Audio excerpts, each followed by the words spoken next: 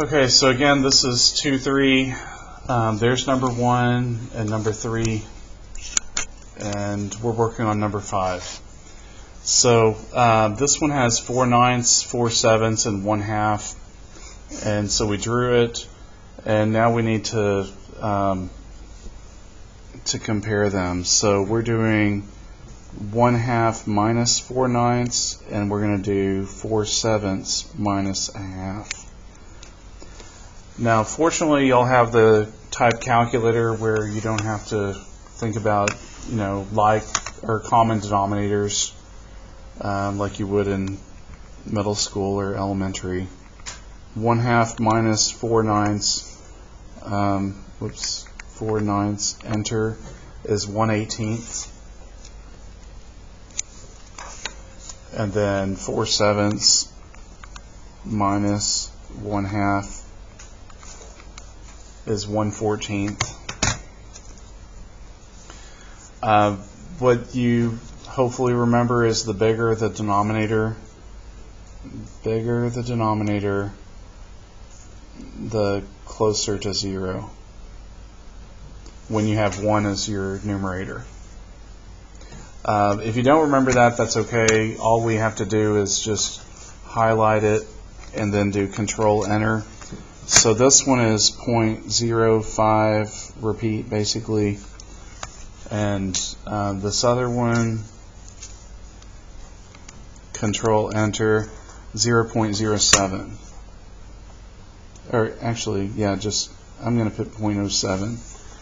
So out of these two, the 1/18 is smaller, and so delta equal 1/18. By the way, if you did them backwards, like if you did 4 9ths minus 1/2, you'd get negative 1/18, and then just take your absolute value to get positive 1/18. So we always want positive numbers for these because it's a distance. Okay, so that's the first couple, which aren't that bad. Then we have verifying deltas graphically. Verifying deltas graphically.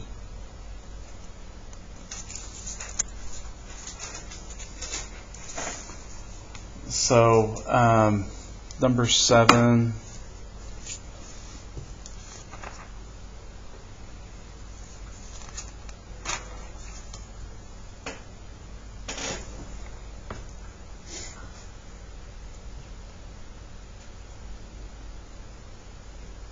Okay, not bad. Okay. 7 would be this graph, and you have a lot of information given, so think about what our delta would be. We have 5 centered, and then it's 4 9 and 5 1. So based on the graph, delta is 0.1. So the delta was 5.1 minus 5, which is 5, or 5 minus 4.9. Whoops, sorry, this is 0.1 equals 0.1. So I got the delta that way from just being centered here. And then for my epsilon, it's 6.2 minus 6, which is 0.2. That just did it. So epsilon equals 6.2 minus 6, which is 0.2, or 6 minus 5.8, which is also 0.2.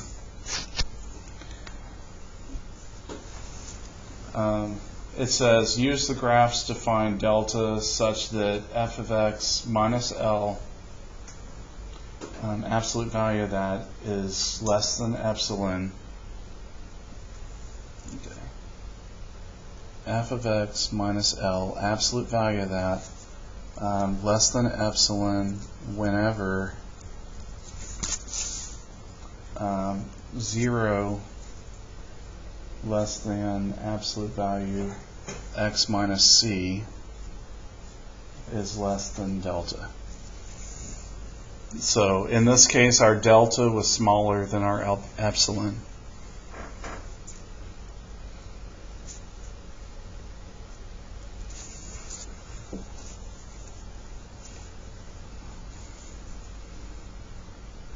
Oh, by the way, does anybody have their report card to turn in for 5 points? I know it's been a week or two. You got them during your advisory class?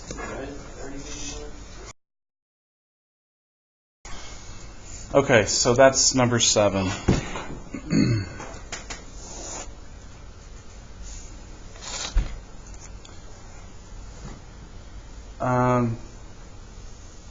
Number 9. Okay, so 7 didn't. What's that? What's the actual answer?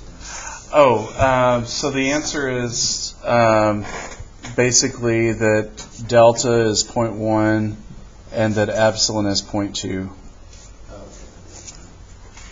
Yeah, 7 on 2.3. Okay, they just have delta equal 0.1. So I guess they just care about the delta answer. Okay, delta is 0.1. Okay.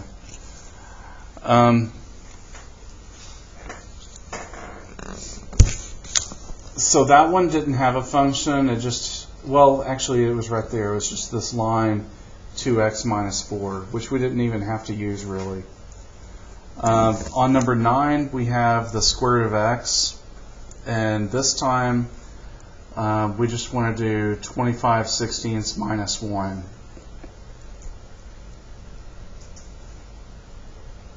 And we want to do 1 minus 9/16.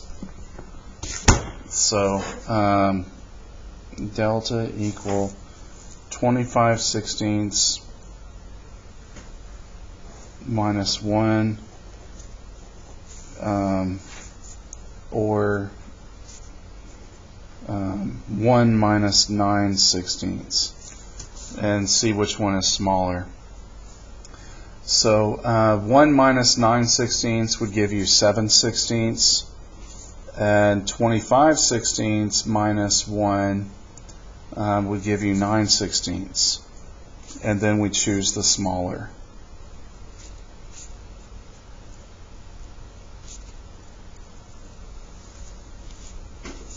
So 7/16 is your answer.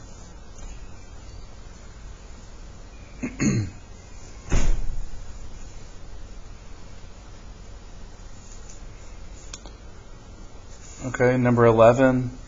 This one we have y equal x squared. So that's this one, and we have square root of 5 and 2 and square root of 3. So square root of 5 minus 2 or 2 minus square root of 3.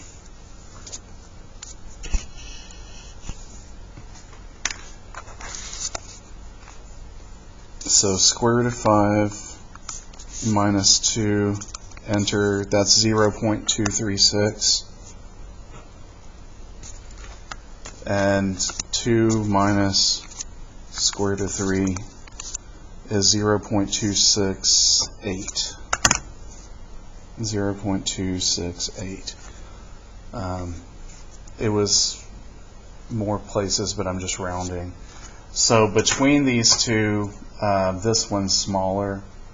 So they would want your answer to be in that form, square root of 5 minus 2, because that's an exact answer.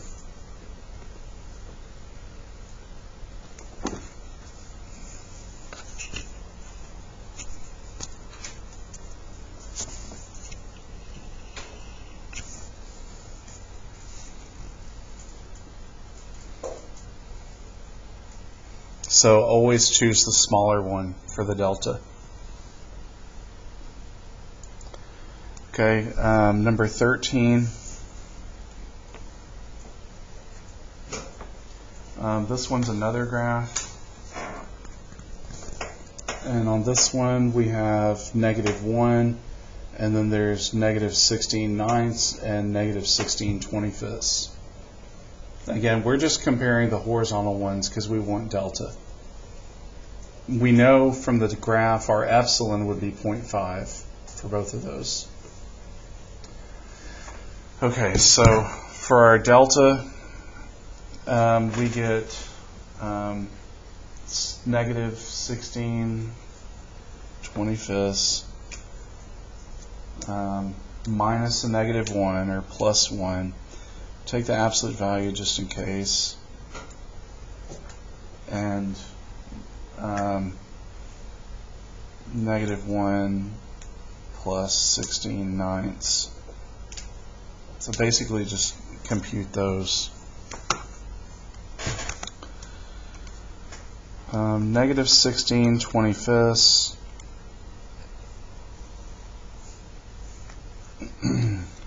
plus 1. That gives you 9 25ths, and -1 plus 16/9 gives you 7/9. And then we just need to make both of them decimals to figure out which one. This one is approximately 0.36. This one is the 0.7 repeat.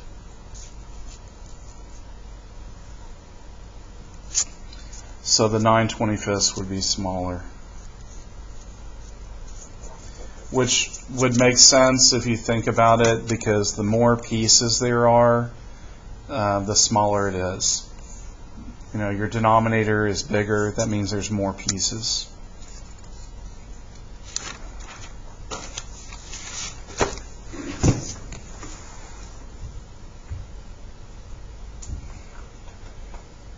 Okay, so we have about 10 more minutes. Okay, number 15. Okay, on this type problem, they want this to be done algebraically.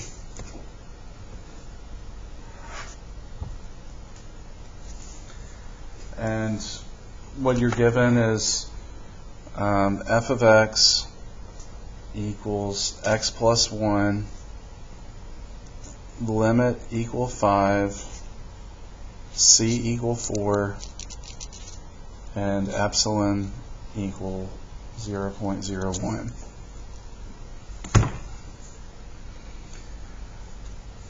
Okay, so basically on the step 1 will be you have your function minus L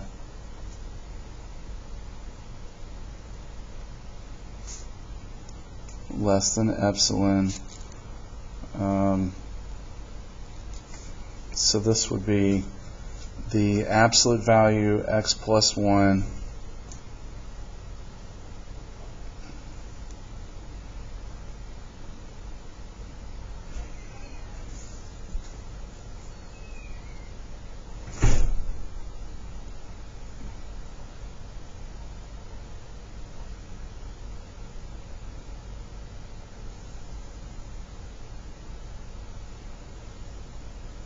This is weird.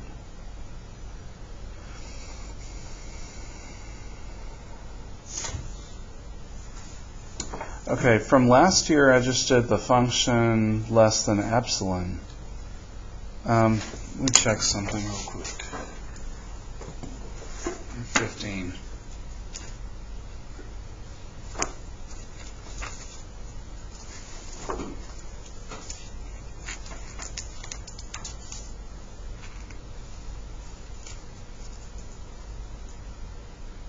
Okay, this is right. I just need to not close my absolute value sign, and I need to say minus 5. So this is the absolute value of x minus 4 less than the epsilon, which we were given to be 0.01.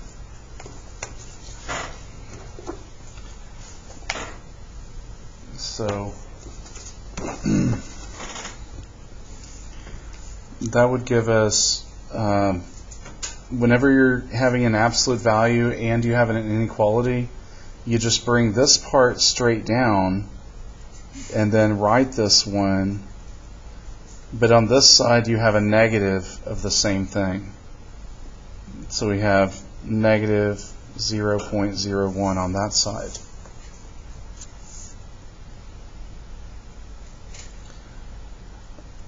So negative 0.01 less than x minus 4 less than 0.01. And then think of this as an and. So it's this less than x minus 4 and x minus 4 less than this. So in other words, when I'm adding 4 here to get rid of it, to get x by itself, then I need to do plus 4 to this side and to this side. So the epsilon is going to be on both sides, right? So if it gives you one number, yeah, it's just going to be the opposite. Right. Yeah, so the exact same number but a negative sign. Yeah, absolutely right. So then we have 3.99 less than x less than 4.01. So that's our step 1. Oh, that's not even the answer. It's just step 1. Well, we also need to do step 2. So step 2, this one is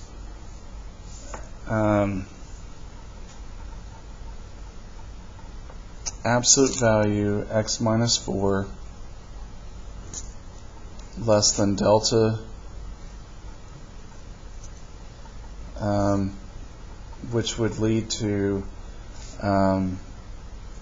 x minus 4 just being brought down, and then you put your delta on this side and a negative delta on this side. And now we're going to add 4 to both, and so we have 4 minus delta less than x less than delta plus 4.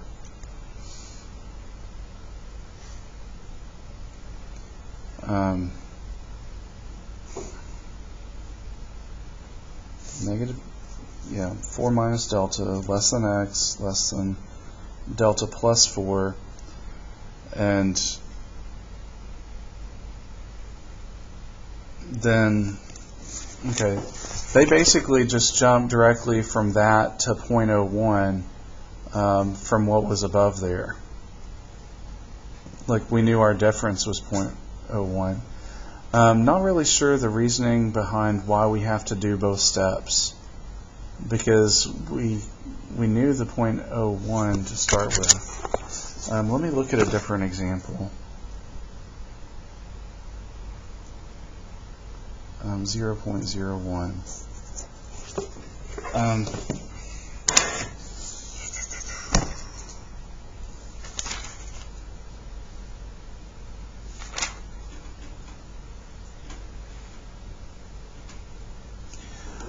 Okay, so here's our first one. Example 4, we have this limit, find a delta that works for epsilon equal to 1. We organize it into 2 steps. So here's your function minus the limit as less than 1, because that's your epsilon.